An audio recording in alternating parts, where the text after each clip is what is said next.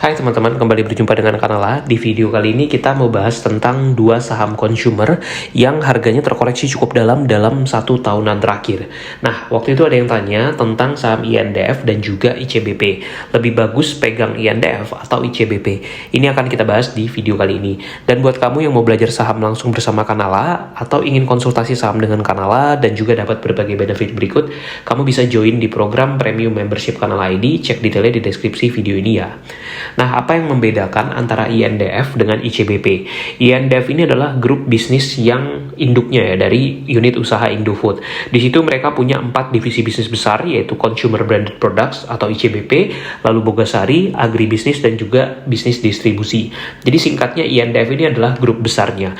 Nah, kalau kita lihat harga saham INDF sekitar 5.900-an itu, dia sahamnya tergolong cukup murah karena price earningnya itu hanya sekitar 6 kali. Dan potensi yield dividennya itu bahkan lebih dari 4%.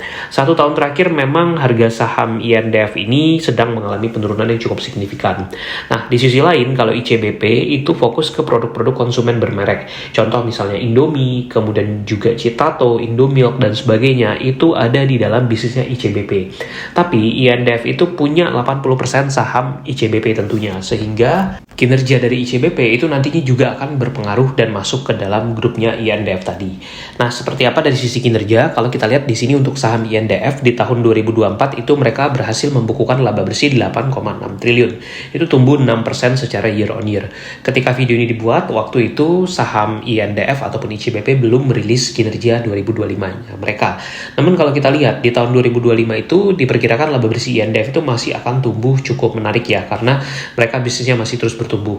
Dan secara return on equity itu mencapai 11,5%. Jadi rasio profitabilitasnya juga tergolong cukup bagus untuk INDF ini. Dan ingat tadi di dalam INDF itu bisnisnya cukup beragam ya. Ada konsumen bermerek, ada tepung terigu, ada juga distribusi, dan juga agribisnis. Buat kamu yang butuh ide dan mau tahu saham-saham bagus dividen besar di tahun 2026, bisa baca ebook terbaru Kanala yang judulnya 30 saham bagus dividen besar 2026.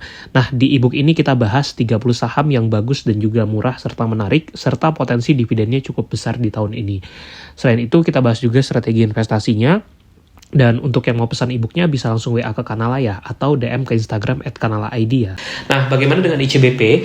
Di tahun 2024 pun laba bersih masih tumbuh 1,2%, itu laba bersihnya mencapai 7 triliun lebih. Dan di tahun 2025 ini diperkirakan juga laba bersihnya masih akan tumbuh cukup baik untuk ICBP. Dan kalau dari segi return on equity memang lebih tinggi ya, yaitu mencapai 12,7%. Tadi lebih profitable dibandingkan dengan INDF. Hanya saja dari segi jumlah laba bersih atau jumlah rupiah yang didapatkan itu INDF lebih besar tentunya. Nah, secara valuasi mana yang lebih murah? Tentu kalau kita lihat di sini price earningnya ICBP itu 13,7 kali, price to booknya 1,7 kali, dan setahun terakhir itu sahamnya turun 24% lebih. Jadi itu gambaran valuasi dari ICBP tentunya. Nah, kalau di sisi lain kita lihat untuk INDF itu sahamnya justru lebih murah, di mana induknya ini PBV-nya bahkan hanya 0,7 kali dengan price earning sekitar 6,8 kali. Dan setahun terakhir turunnya pun lebih terbatas, hanya turun sekitar 14%. Nah, tentu kalau kita lihat langsung di sini, kelihatan mana yang lebih menguntungkan dan lebih menarik. Karena dari segi profit, pasti lebih besar INDF, karena adalah induknya, dan di sisi lain, valuasinya jauh lebih murah. Jadi kalau ditanya Kanala, kita akan lebih prefer untuk pilih INDF, karena tadi sahamnya murah, valuasinya under value, dan kita juga bisa sekaligus menikmati kinerja dan pertumbuhan dari ICBP. Karena tadi si INDF ini punya 80% saham ICBP, jadi laba bersihnya pun toh pada akhirnya akan masuk ke INDF tentunya. Itu dia reviewnya, semoga bermanfaat dan jangan lupa subscribe.